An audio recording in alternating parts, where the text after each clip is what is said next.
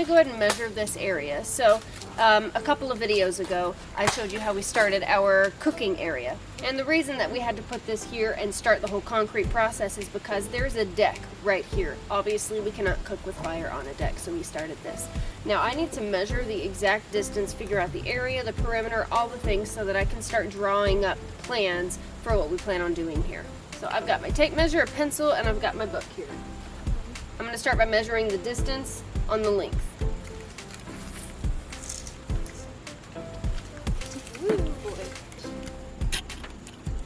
This is the area that we are working with. I probably should measure the space, the entry space that's going to be over here. All of the measuring has been done. Oh, easy now. Oh, shadow. And what you see right here, this is an old water hose that had holes in it. I couldn't find any spray paint, so I improvised. Here it's 48 inches from diameter to diameter. This is going to be our pizza oven. Hey! Having this hose here, the circular, it represents the pizza oven, so it helps me to be able to see it. Well, it is later in the day. I am watering the plants right now.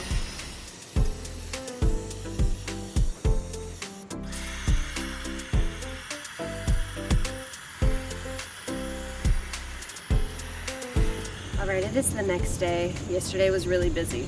So, what I am doing today is behind me. These tomato plants, though they are putting on new growth, we have about 37 days or something until the first frost date. And I don't foresee these tomato plants putting on any more fruit. There's probably 4 or 5 really little ones. That's it. The new growth looks good, but the plants they're sickly. It's time to pull them. That's what time it is. Today I'm going to be pulling out these tomato plants over on this bed, which obviously you can't see right now, but I'm going to be pulling that one out as well. See here, here's the other thing. I have more tomato plants, and I'll show you. We've got tomato plants here, and they look good. I don't want to pull these yet. We also have tomato plants here, and these are looking good. I don't know how well these are due. The likelihood of there being no fruit and then they just die with the frost is very high. But I'm willing to take the chance. Now, because it is so close to winter, this is the time when we have to start making these decisions. Do I leave the plant, let it grow? It's not even very tall on this side. Or do I pull it? We're gonna take a gamble. That's what we're gonna do. Leave the plants, hopefully we'll get some tomatoes. I'm also going to be pulling this plant. Now, I know that it looks really good because it's all new growth. And it has 3 tomatoes on it. Oh, man. See, I might leave it. Probably one of the hardest choices, figuring out whether to or to not pull a plant. Before we get to pulling tomatoes, let's take a look at these plants. We do have some bug damage here. And some poo and we need to come pick these guys out. These are cabbage worms. This is super gross, but you just grab it. Pull it off, grab it, pull it off, okay, and then I smoosh them. Now when it comes to pulling insects off of your plant, you can pull them off, you smoosh them, you can put them in soapy water. I'll probably end up coming out here using either diatomaceous earth or some neem oil, coating the plants real well to keep other bugs off of them and hopefully to keep any eggs that are there from developing. So we also need to look for eggs. And if we find them, we set them on fire. There's no label. That might be a kale. Maybe. There's no label. Dang it. And we can see, now the deer keep getting in here and I get so close to having beans and then they strip the whole plant away. Every time. I don't know what that is, but obviously it's something. We've got carrots coming up now. Bunch of weeds still. Whatever got into the bed last split my paracress plant. You can see it right there. So I ended up taking well over half of the plant inside, put it in the dehydrator. Alright, here's what we're working on. Carrots. Let's go ahead and get these out. So there's like 6 okay tomatoes. It needs to be done. I'm just going to do it.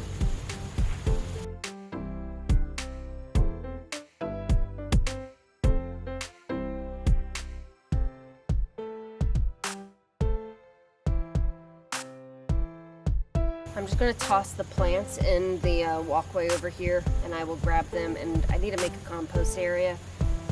That really needs to be on my like immediately to-do list type thing.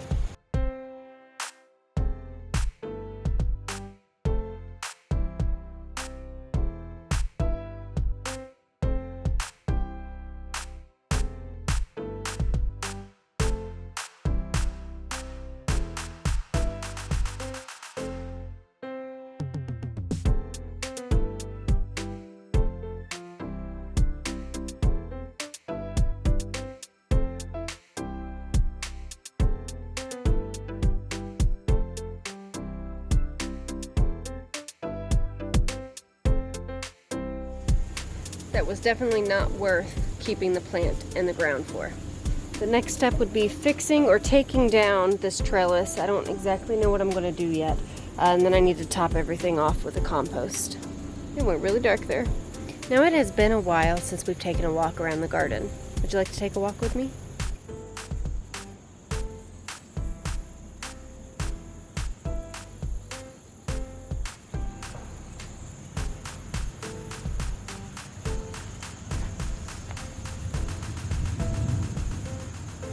There's a lot of bug damage on these.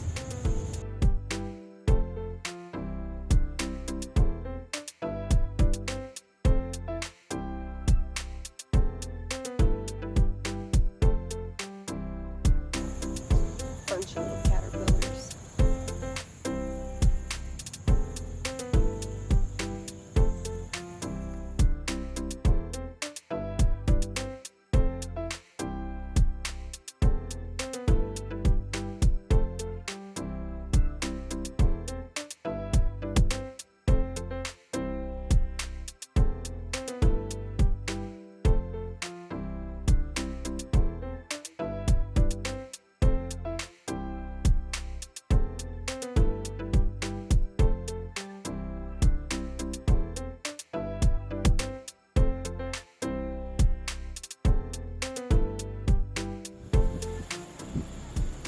I'm going to replace the archway. I think what I'm going to do is grow my grapes up it.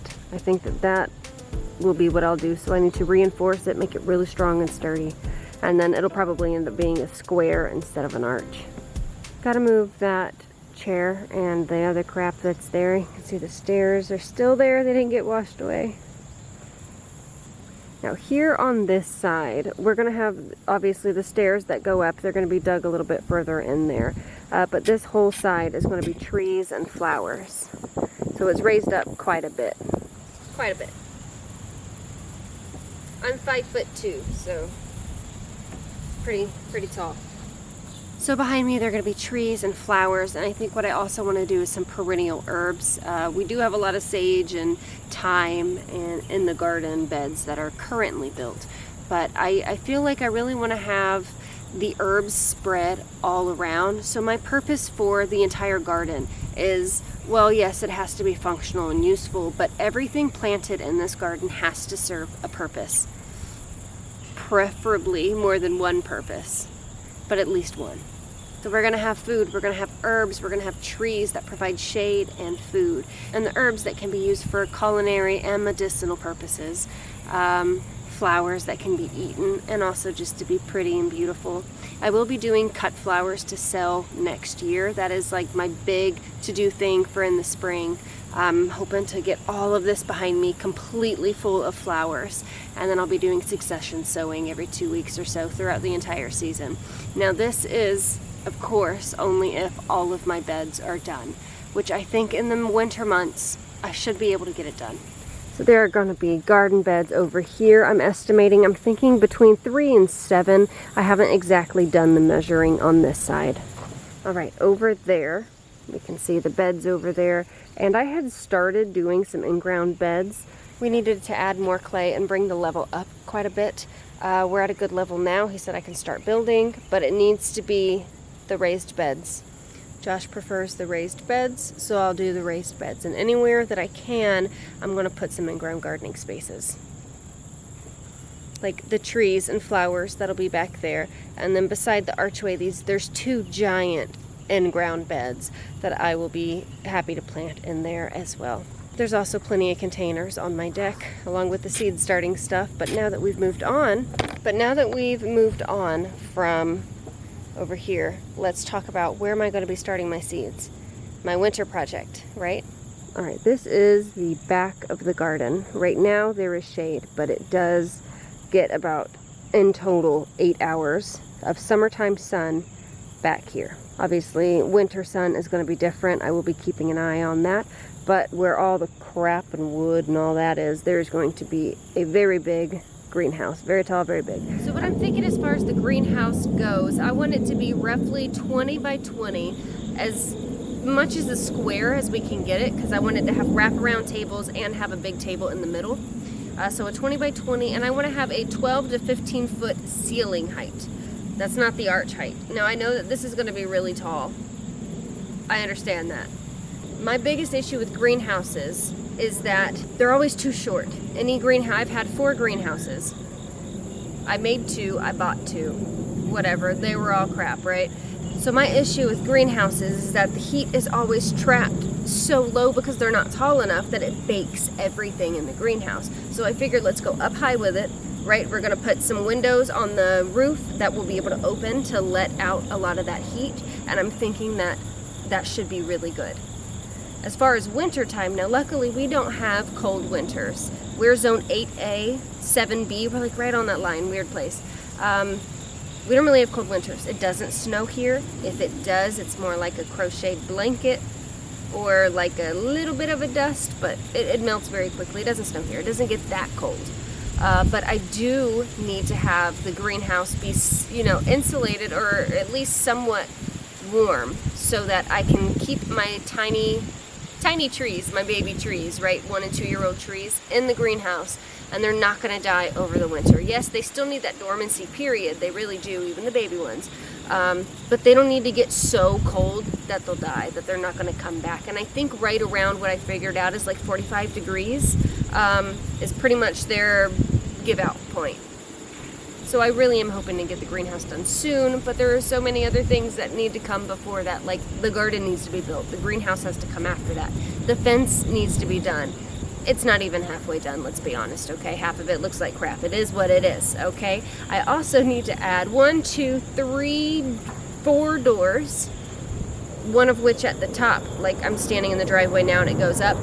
It's just such a wide space. Maybe I'll do like a pocket door.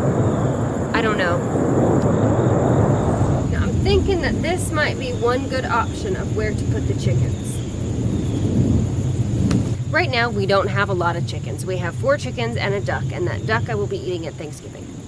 It's what it is, okay? In the spring we're gonna get meat chickens and also turkeys to be raised for meat. So we need a larger area than obviously what they have now.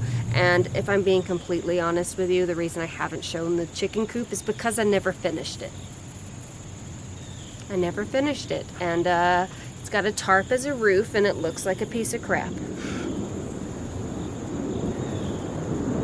The blue thing that's laying in the garden, well, the blue thing that's over there in the garden, the purpose of that is to be the insulator, either the bottom or the top, I'm not exactly sure. It might even be the roof, we'll see. It's the insulator for the chicken coop is what it is. I have no idea what I'm doing. In case you haven't been able to tell, I really just kind of throw things together and hope it works, and when it doesn't, then I'm just like, oh, okay, let's demolish it and redo it. So I do everything the hard way. It is what it is, I suppose. Now there is also a space right here that kind of dips in. I'm not showing you because it's a bunch of crap that we just kind of have to push right here, and it honestly looks like crap. So a lot of things look like crap around here, don't they? This is another option. Now back here where we're standing, and even it's literally like 12 feet from where we just were, it's shaded most of the time back here, and that is good for the chickens. They need the shade so that they don't overheat in the summer. Another option. Now if we do it over here, we would clear all of the rest of this stuff back.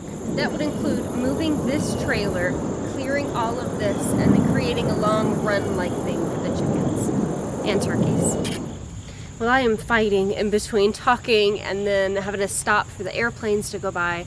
I guess they're doing some drills or something today. So I'm gonna go ahead and end this video here. I want to thank you so much for hanging out with me today and yesterday. I can't remember what did we do yesterday. I don't know what we did yesterday, but today we walked around the garden and pulled some tomato plants out, dyed my hands green. If you like this video, please hit the thumbs up, and I hope you consider subscribing to Hollow Acres Homestead. We'll see you next time.